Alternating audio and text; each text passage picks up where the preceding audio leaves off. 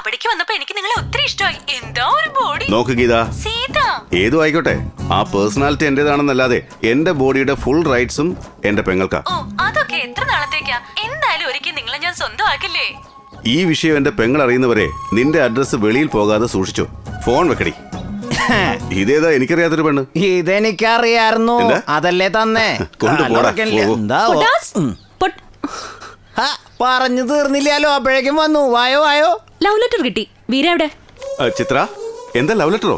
നേരാ? ആ വായിക്കട്ടെ. ആ 50-50 ചിത്രേ. ശരിക്കും പറഞ്ഞാ എനിക്ക് നിന്നോടുള്ള പ്രേമമുണ്ടല്ലോ, അത് 50-50 ആണ്. എന്താ 50-50 പ്രേമോ? അതെന്താ അങ്ങനെ? അത് തന്നെയാ ഈ 50-50. എന്താ 50-50 ചിത്രേ? 50-50 100%. ഇവനെന്തിനാ സംസാരിക്കുന്നേ? ഇവനാണോ അത് എഴുതിയത്? ഞാനല്ല എഴുതിയത്, എനിക്ക് എഴുതാറിയില്ല. എങ്കിൽ പിന്നെ എങ്ങനെയാ? ഇതൊക്കെ ഒരു ഊഹം വെച്ച് കാച്ചണല്ലേ. Next line. എന്റെ കളവിന്റെ വാതില് തുറന്നിട്ട് ഈ കളവെന്താ? അവിടെ എന്താ ഉദ്ദേശിച്ചത്? അക്ഷരത്തിട്ടില്ലാതെ എഴുതാനും അറിയില്ലേ? ബാക്കി കേട്ടോ.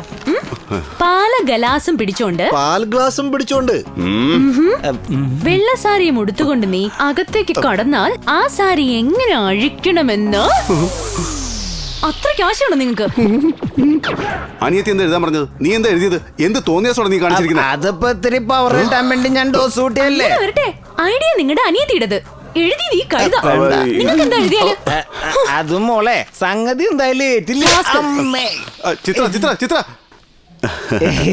എടാ പൊട്ടാസെ, എന്തേ? ഈ സാഹിത്യമൊക്കെ നിനക്ക് എവിടെ നിന്ന് കിട്ടിയടാ? അത് നമ്മൾ എഴുതാനിരിക്കുമ്പോ അനർഗളം പ്രവഹിക്കണല്ലേ. ഉറക്കത്തിൽ ഇത് പ്രവഹിക്കോടാ? ഉറക്കത്തിൽ എല്ലാരും കൂടി ചേർന്ന് ഇനി പ്രവഹിക്കില്ല, പോവേ.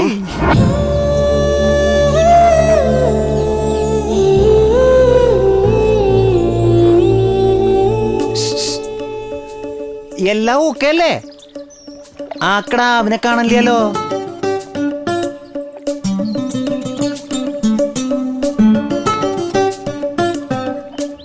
അതെ ദേ.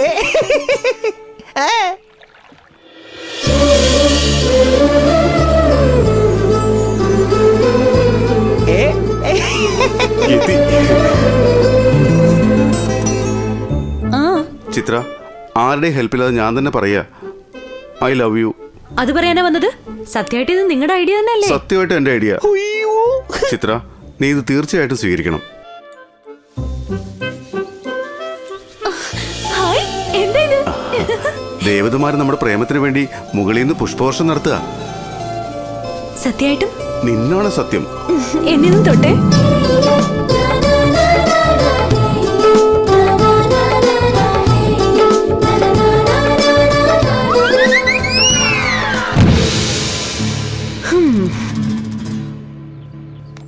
അമ്മേ, കൊള്ളായില്ലേ? കാലെത്തിയതുകൊണ്ടാട്ടാ. Sorry, touching cancel. നിനക്ക് മീശ വളർന്നു എന്നല്ലാതെ പ്രേമിക്കാൻ അറിയില്ല. ചിത്ര ചിത്ര ചിത്ര ചിത്ര പോലെ ചിത്ര പോലെ. ഹലോ ഹലോ, ഞാൻ നിങ്ങളുടെ സീതയാ. എന്റെ ശബ്ദം ഇത്ര പെട്ടെന്ന് മറന്നോ? ഞാൻ നിങ്ങളെ ഇഷ്ടമാണെന്ന് പറയുമ്പോഴൊക്കെ നിങ്ങൾ എന്നെ ഇഷ്ടമല്ല എന്നാണല്ലോ പറയുന്നത്. എന്നെ ഇഷ്ടമല്ല എന്ന് പറയല്ലേ? പെണ്ണേ, നിനക്ക് പുണ്യം കിട്ടും. എന്നെ വെറുതെ വിട്. നീ ഇങ്ങനെ ദിവസവും വിളിച്ച് കിളവിയായി പോകും കേട്ടോ. എന്റെ കല്യാണം കഴിഞ്ഞതാ, ഭാര്യ അടുത്തുണ്ട്. അയ്യോ, അങ്ങനെയാണോ? ഞാൻ നിങ്ങളെ ധ്യാനിച്ചുകൊണ്ടിരിക്കുമ്പോ നിങ്ങളെ വേറൊരു പെണ്ണിനെ കുറിച്ചാണല്ലോ പറയുന്നത്. എന്തു പറഞ്ഞോ ഏതു പറഞ്ഞോ, അതൊരു ചിത്ര വിചിത്ര ഗാഥ, ബാധ പോലെ. ചിത്രേ, വല്ലാത്ത ടെൻഷനിലാ ഞാൻ. ടെൻഷൻ എന്തിനാ? ആദ്യത്തെ ഫസ്റ്റ് നൈറ്റ് അല്ലേ, ഒരു വശത്ത് ഹാപ്പിനെസ്, ഒരു വശത്ത് നീയും.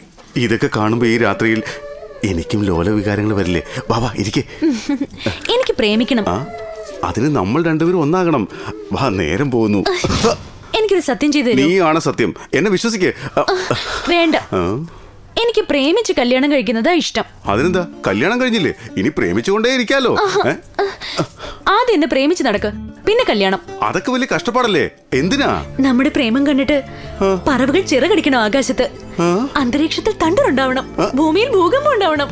അത് മാത്രല്ല, പിന്നെ നിങ്ങൾ എന്നോട് പറയണം ഐ ലവ് യു എന്ന്. ഇങ്ങനെയാണെങ്കിൽ നമ്മുടെ ഫസ്റ്റ് നൈറ്റ് നടക്കാൻ പോകുന്നില്ല.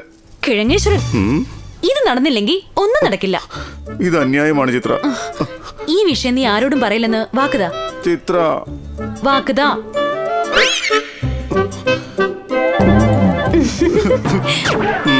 ഇപ്പൊ പറ, വീണ്ടും ഫോൺ ചെയ്യോ? ഇനി എന്താ ചെയ്യാൻ പോന്നെ?